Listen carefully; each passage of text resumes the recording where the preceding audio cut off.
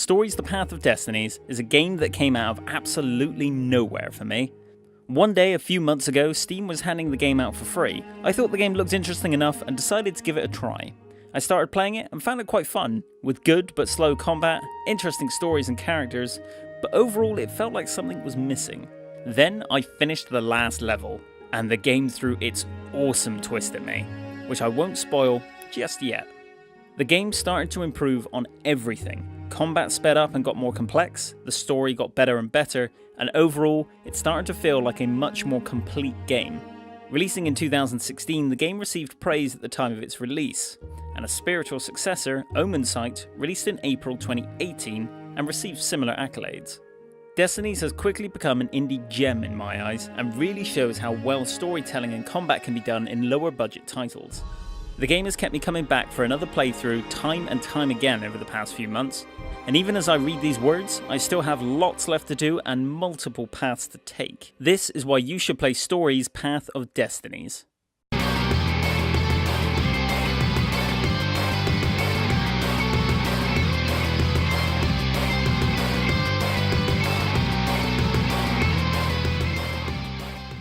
Destiny starts off very simplistic, in almost every aspect. Combat is very slow with just one weapon, standard movement, an attack button, and a counter button at your disposal.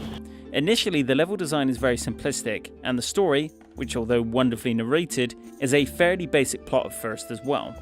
There's two factions at war, and you need to stop them.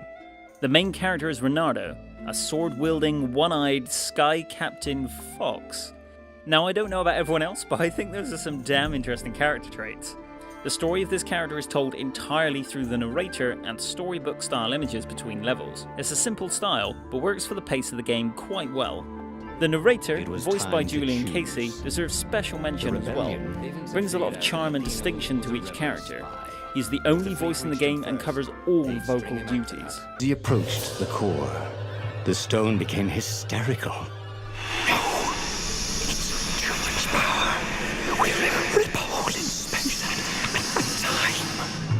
He had a sudden vision of plunging his gauntlet into the core and dying in anguish. That wasn't his vision, was it?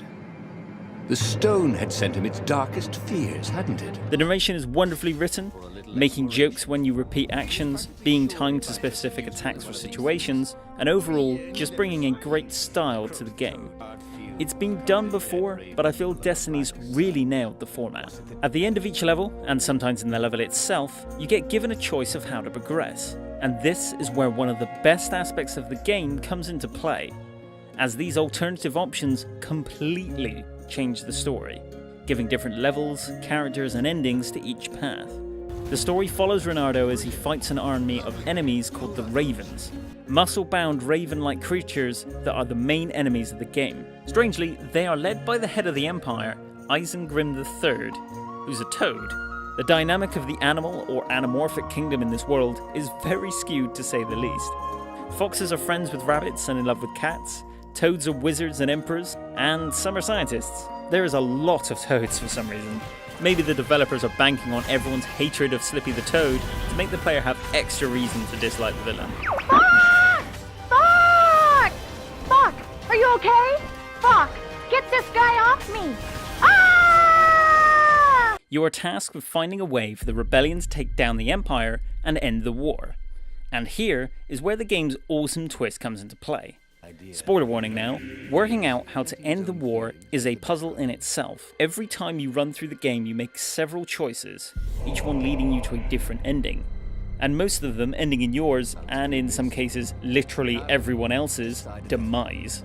One ending you go down fighting, overwhelmed by the enemy and end up losing the war. Another you find inner peace and become a monk, only for the enemy to cut your head off for meditating on the battlefield. No, just kidding. The nearest raven stabbed him with a sword and then chopped off his head. I might not have thought this through properly. Thought Renardo's head as it rolled around the deck and died. My personal favourite so far, you spend the game building an all-powerful super weapon known as Sky Ripper. You become more powerful throughout the game, mowing down enemies as you play, only for it to explode, creating a black hole and tearing time and space apart. The endings are genuinely surprising and interesting, but what makes them even better is that the story gives you hints and foreshadowing very well so that you can work out the ending and ultimately aim to avoid it. Now for the extra twist. When you complete a story, that isn't actually the end of the story. The story is being told through a mystical book that shows the future.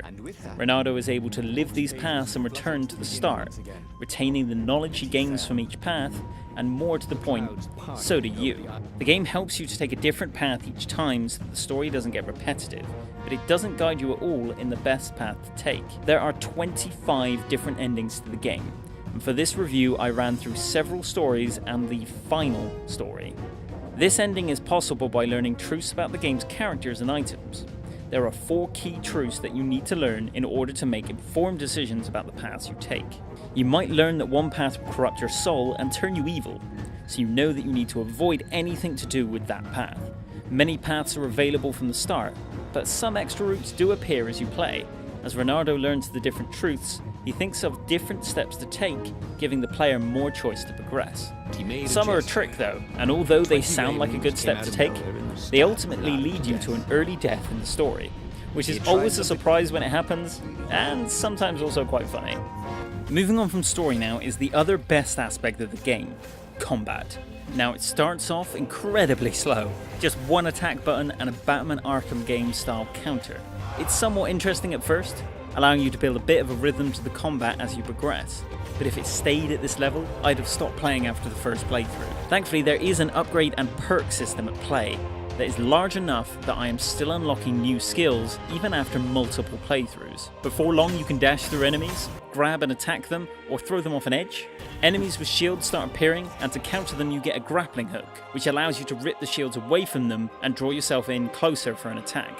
More enemy types start to appear in greater numbers, ending up in ridiculous triple-digit combos, or you get absolutely wrecked in every fight. You even get abilities that allow you to slow down time with a well-placed counter, allowing you to control the fight even further. Your health never reaches a point where you feel too powerful, and health is only given out for exploring the world. These are just some of the abilities I unlocked. Upon reaching a point I was happy to make this video, I still had about half of the skill tree to unlock.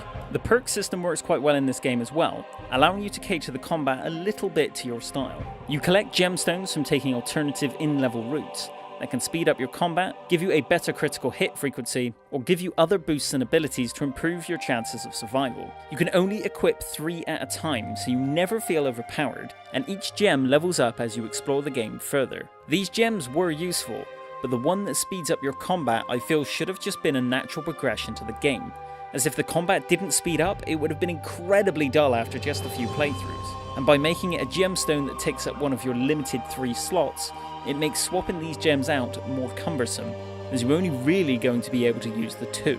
Another cool feature of the combat is you do get 3 other swords from the starting weapon, each with their own strengths, weaknesses and elemental powers, such as fire to deal extra damage, and ice to freeze enemies in place. You can switch these weapons on the fly during combat with a simple button press, allowing you to make some awesome combos full of flames, ice effects and more. On to honestly, probably the weakest area of the game, level design. Now this is not to say the level design is terrible, it's just compared to the other aspects of the game, it's very generic. The levels are just running from A to B fighting enemies in specific locations, the occasional moving platform, and some routes require the grappling hook. That's pretty much it. The occasional set piece on some levels try to mix things up a bit, but more just slow down the pace of the game rather than being enjoyable. The aesthetics to each level are okay, but again nothing particularly special, except the final level, where you have to move your way across dozens of flying pirate-style ships. As you unlock the 4 different swords, you can take more interesting routes, but each of these ultimately leads you back to the same path and doesn't really mix anything up. It doesn't ruin the game by any means, but it does make repeated playthroughs a little more tedious than they needed to be, as there is only around 7-8 levels per playthrough and around 10 to 15 total levels. You can play them all within a couple of playthroughs, and then the simplicity of them starts to become very clear. Thankfully, more enemies seem to appear on each playthrough, and the overall difficulty starts to ramp up. But if there is a direct sequel to the game in the future, I hope they mix up the level design a lot more, as it's pretty much the main negative to the game. Another negative is the sound design and music. Again, this aspect of the game is not terrible. Some tunes do get stuck in your head for a few minutes, but nothing is really memorable.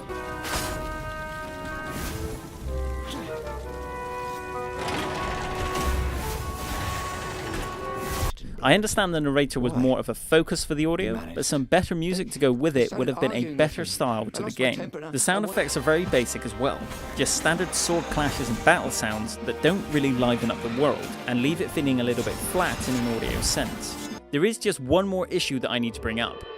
Glitches.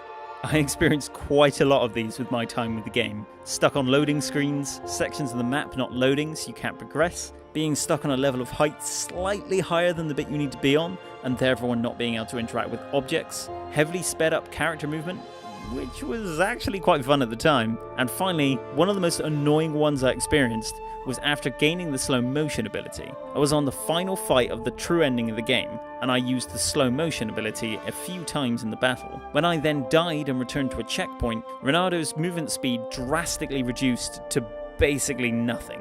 Thankfully, I could use the dash ability to somewhat negate it, but even after dying again, the issue kept persisting. Overall, the game may have some issues, but for a small indie developed game, for a tidy price of, in my case, nothing, or $10.99 normally, I can't really fault it too much. You can really tell the developers at Spearhead Games really cared about making this game as fun as possible, to make it have a unique style and mechanics, and to ultimately have a real charm in its design. Spearhead Games are definitely a developer I'll be watching out for when I see further projects from them pop up, and I would like to thank them for making their game available for free for a short time. I look forward to playing their latest game, Omen Sight, as well, and I'm excited to see where this developer goes next. Renato lowered the mainsail and let the Farfarer shoot forward in the breeze. Second star to the right, and straight on till morning. This time, he would win. Thank you all for watching. My name is Phil, and I was the creator of this video. If you'd like to check out more games from the Spearhead developers, I have linked to their website in the description below. If you enjoyed this video, please like and subscribe to the Pixel Tavern for more. And if you have any questions regarding the game or anything to do with the Pixel Tavern, please leave a comment below. Till the next video, guys, thank you very much for watching.